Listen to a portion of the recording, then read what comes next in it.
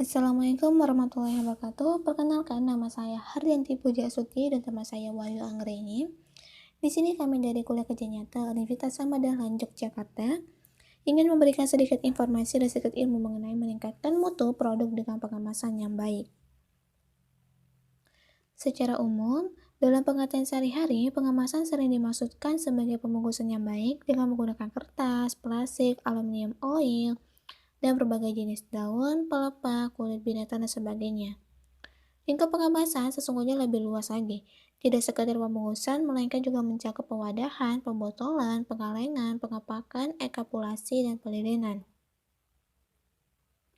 Fungsi kemasan sendiri itu sebagai bagian integral dari proses produksi dan pengawetan bahan pangan dapat pula mempengaruhi mutu.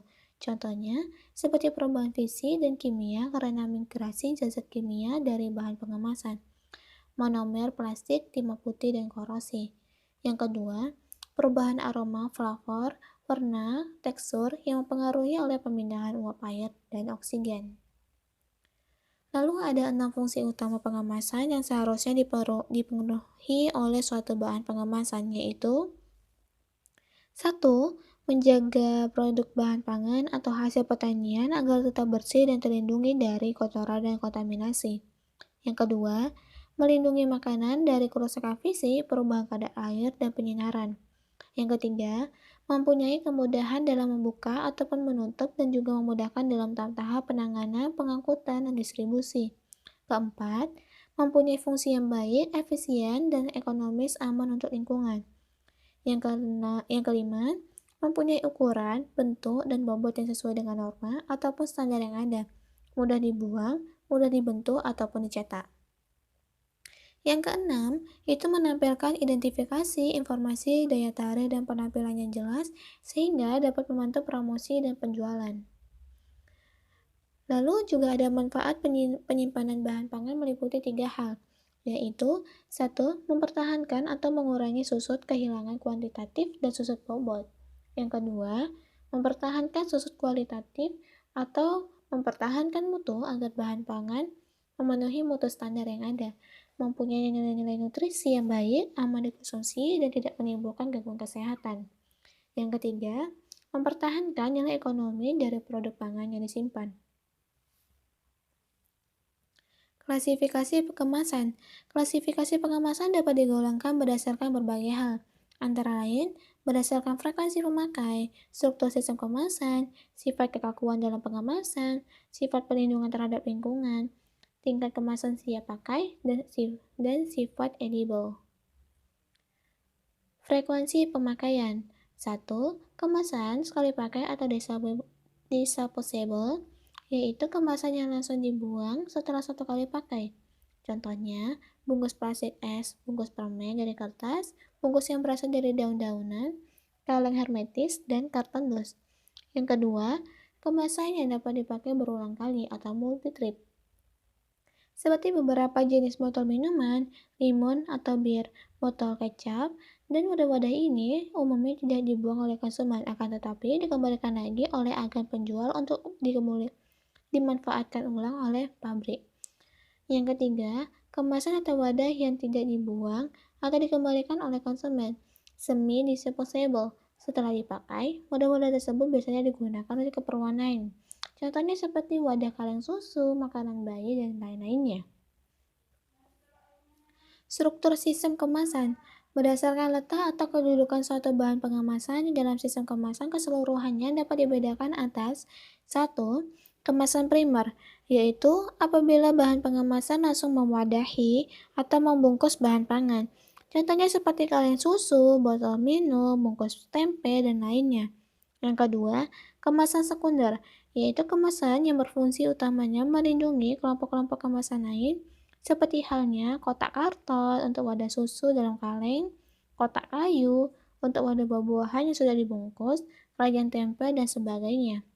Yang ketiga, itu ada kemasan tersier atau kuartener, yaitu apabila masih digunakan, pengemasan setelah pengemasan primus sekunder tersier itu akan menjadi untuk kemasan kuartener, umumnya digunakan sebagai selama pengangkutan. Sifat kelakuan bahan kemasan. 1. Kemasan fleksibel, yaitu bahan pengemasan yang dilenturkan tanpa adanya retak ataupun patah. Bahan pengemasan ini pada umumnya tipis, contohnya seperti plastik, kertas, foil. Kemasan ini juga bisa sebagai kemasan bentuk. Yang kedua, kemasan kaku, yaitu bila pengemasan bersifat keras atau kaku tidak tahan benturan, patah, bila dipaksa dibengkokkan. Relatif lebih tebal daripada kemasan fleksibel, contohnya seperti kayu, gelas, dan logam. Yang ketiga, itu ada kemasan semi kaku atau semi fleksibel, yaitu bahan pengemasan yang memiliki sifat-sifat antara kemasan fleksibel dan kemasan kaku, seperti botol plastik, susu, kecap, pun saus, dan wadah bahan yang berbentuk pasta. Sifat perlindungan terhadap lingkungan. Satu, itu ada kemasan hermetis atau tahan uap dan gas, yaitu wadah yang secara sempurna tidak dapat dilalui oleh gas, udara, maupun uap air. Jadi, selama masih fermentis, maka wadah tersebut juga tidak dapat dilalui oleh bakteri, ragi, kapang, dan debu. Wadah-wadah yang bisa digunakan untuk pengemasan secara hermetis adalah kaleng dan botol gelas. Tetapi, untuk penutupan dan penyumbatan salah satunya dapat mengakibatkan wadah itu tidak hermetis, karena beberapa di antaranya dapat ditembus oleh uap air atau gas. Kemasan hermetis masih bisa memberikan bau odor yang berasal dari wadah itu sendiri. Contohnya seperti wadah kaleng yang tidak berenamel. Yang kedua, itu ada kemasan tahan cahaya, yaitu kemasan yang tidak bersifat transparan. Kemasannya ini biasanya seperti berbahan logam, kertas, ataupun foil. Botol atau gelas kaca dapat dibuat gelap dan keruh. Kemasan tahan cahaya sangat cocok untuk bahan pangan yang mengandung lemak dan vitamin yang tinggi, serta makanannya difermentasi. Cahaya yang mengaktifkan reaksi kimia dan aktivitas enzim tersebut. Lalu ketiga, itu ada kemasan tahan suhu tinggi. Jenis wadah ini digunakan untuk bahan pangan yang memerlukan proses pemanasan, sterilisasi, atau pasteurisasi. Umumnya bersifat wadah logam dan gelas. Untuk tingkat kesiapan pakai, itu ada dua. Wadah siap pakai, yaitu bahan pengemasan yang siap untuk diisi dengan bentuk yang telah sempurna sejak di luar dari pabrik. Contohnya seperti botol, wadah kaleng, dan sebagainya. Yang kedua, itu ada wadah siap rakit, atau disebut juga wadah lipatan, yaitu kemasan yang masih memerlukan tahap perakitan sebelum pengisian. Contohnya, seperti kaleng yang di luar dari pabrik dengan bentuk lempengan atau silinder fleksibel. Keuntungan kemasan siap dirakit adalah penghematan ruang dalam pengangkutan serta kebebasan dalam menentukan ukuran.